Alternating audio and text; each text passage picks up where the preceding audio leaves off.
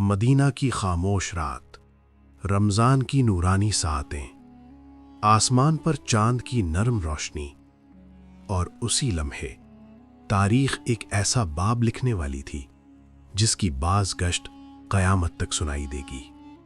کیا آپ جانتے ہیں وہ کون سا گھر تھا جہاں فرشتے نزول رحمت کے ساتھ اترتے تھے؟ وہ کون سا ننھا سا وجود تھا جس کے لیے رسول اکرم صلی اللہ علیہ وسلم کی آنکھوں میں خوشی کے آنسو چمکے؟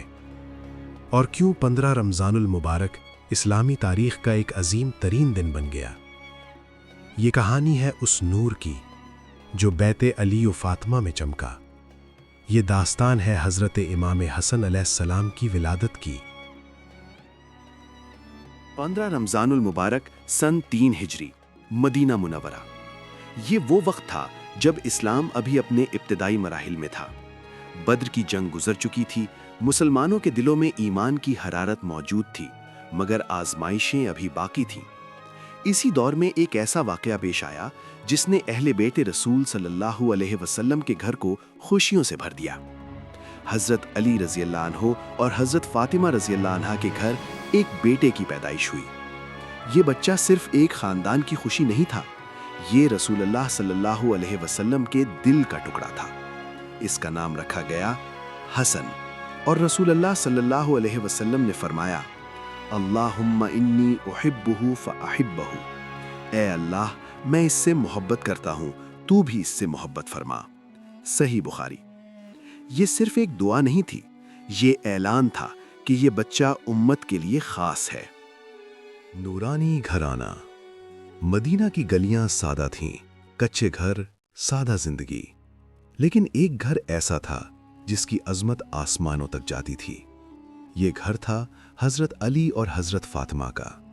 حضرت فاطمہ رسول اللہ کی سب سے محبوب بیٹی، حضرت علی وہ نوجوان جس نے بچپن سے رسول اللہ کی آغوش میں پرورش پائی۔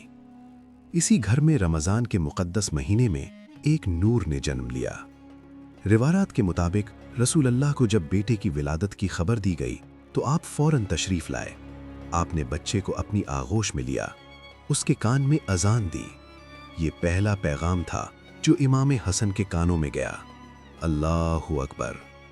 7ویں دن عقیقہ کیا گیا، بال منڈوائے گئے، چاندی کے برابر صدقہ دیا گیا۔ ابو داؤد۔ رسول اللہ نے خود اس کا نام حسن رکھا۔ یہ نام عرب میں پہلے عام نہیں تھا، یہ نام گویا جنتی حسن کا اعلان تھا۔ رسول اللہ صلی اللہ علیہ وسلم کی محبت۔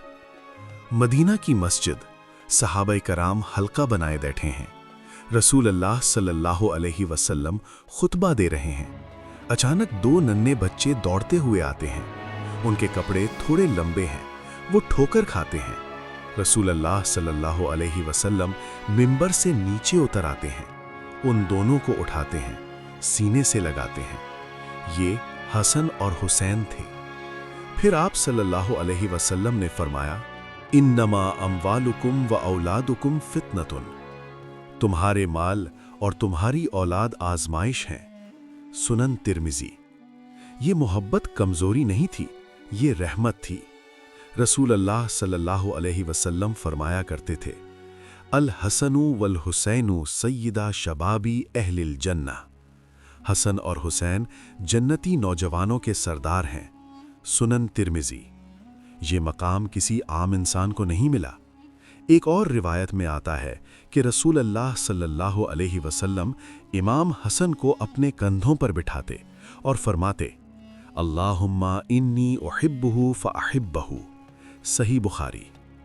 یہ الفاظ تاریخ میں گونجتے رہے۔ نبوت کے سائے میں تربیت۔ امام حسن نے بچپن مدینہ کی سب سے پاکیزہ فضا میں گزارا، وہ گھر جہاں قرآن نازل ہوا، وہ گھر جہاں جبریل آتے رہے۔ انہوں نے اپنے نانا رسول اللہ صلی اللہ علیہ وسلم کی نمازیں دیکھیں، آپ کی دعائیں سنیں، آپ کا حلم، صبر اور عدل دیکھا۔ سن 10 ہجری، نجران کے عیسائی وفد کے ساتھ مباہلہ کا واقعہ۔ جب قرآن کی آیت نازل ہوئی، فَقُلْ تَعَالَوْا نَدْعُوا أَبْنَاءَنَا وَأَبْنَاءَكُمْ، سورۃ آل عمران۔ رسول اللہ صلی اللہ علیہ وسلم اپنے ساتھ حسن، حسین، علی اور فاطمہ کو لے کر نکلے۔ یہ اہل بیت کی عظمت کا اعلان تھا۔ لیکن پھر سن 11 ہجری مدینہ سوگ میں ڈوب گیا۔ رسول اللہ صلی اللہ علیہ وسلم اس دنیا سے پردہ فرما گئے۔ امام حسن کی عمر تقریباً 7 سال تھی۔ ننھی آنکھوں نے وہ منظر دیکھا جو امت کے لیے سب سے بڑا صدمہ تھا۔ بردباری اور قیادت۔ وقت گزرتا گیا، امام حسن جوان ہوئے۔ حضرت عثمان کے دور میں فتنوں کا آغاز ہوا، پھر حضرت علی کی خلافت آئی۔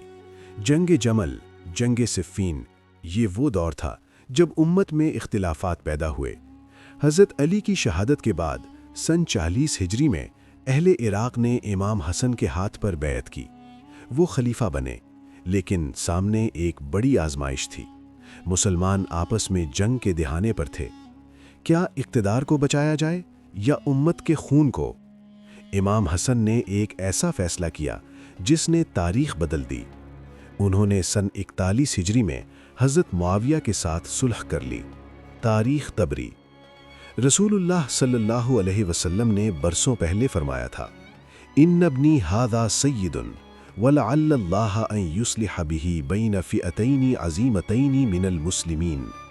میرا یہ بیٹا سردار ہے اور اللہ اس کے ذریعے مسلمانوں کے 2 بڑے گروہوں میں صلح کرائے گا۔ صحیح بخاری۔ یہ پیش گوئی پوری ہو چکی تھی۔ امام حسن نے اقتدار چھوڑ دیا لیکن امت کو بچا لیا۔ سن 41 ہجری مدینہ کی فضا خاموش ہے۔ امام حسن اقتدار چھوڑنے کا اعلان کرتے ہیں۔ یہ لمحہ سیاسی نہیں تھا، یہ روحانی تھا۔